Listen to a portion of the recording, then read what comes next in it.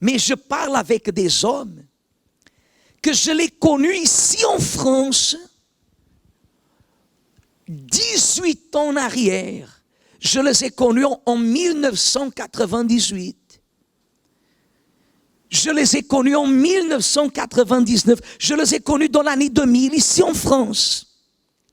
Et à l'époque, quelques-uns avaient 30 ans. Et aujourd'hui, ils ont 48 ans. Et lorsque nous faisons une rétrospective dans leur vie, qu'est-ce que nous voyons? Que la vie de beaucoup de ces hommes n'a rien évolué. La vie de beaucoup d'hommes n'a rien évolué. Qu'est-ce que ça veut dire? Ça veut dire qu'il y a par exemple des hommes ici, cet après-midi, qui ont 30 ans, que d'ici 20 ans, ils auront 50 ans, et quel sera le rapport qu'ils auront? Ça sera un rapport nul. Aucune différence. La seule différence, c'est qu'il a vieilli.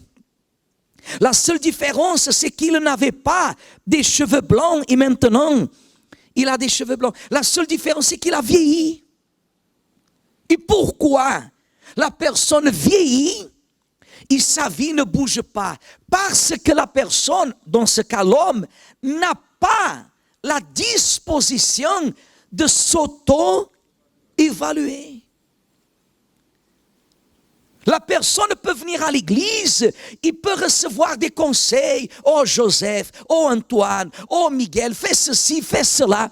Mais si des fois la personne dit c'est vrai, je n'avais pas pensé à ça. Mais pourquoi elle n'avait pas pensé à ça?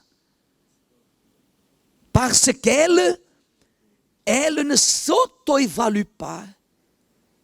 C'est pour cela qu'en 2016, il y a des hommes, par exemple, qui sont en train de gagner 1300, 1400 euros.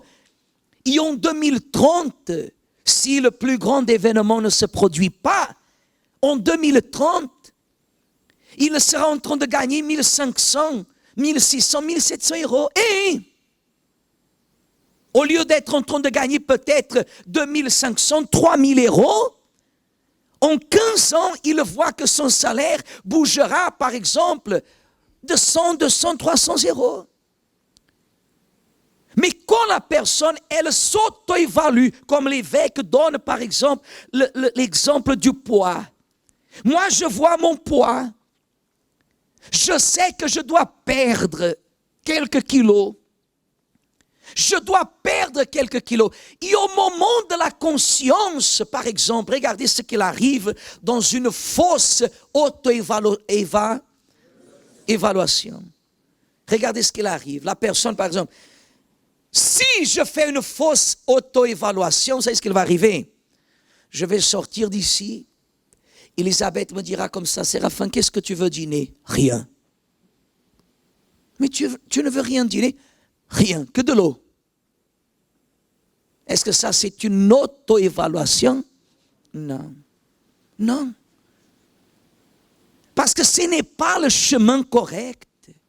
On ne peut pas changer, on ne peut pas appliquer un changement en se faisant du mal à qui? À soi-même. Ce n'est pas comme ça que nous allons faire la différence. La première chose, le premier point, l'évêque il dit, évaluez son passé, ce que vous avez été. Deuxième point, considérez votre potentiel, ce que vous pouvez être.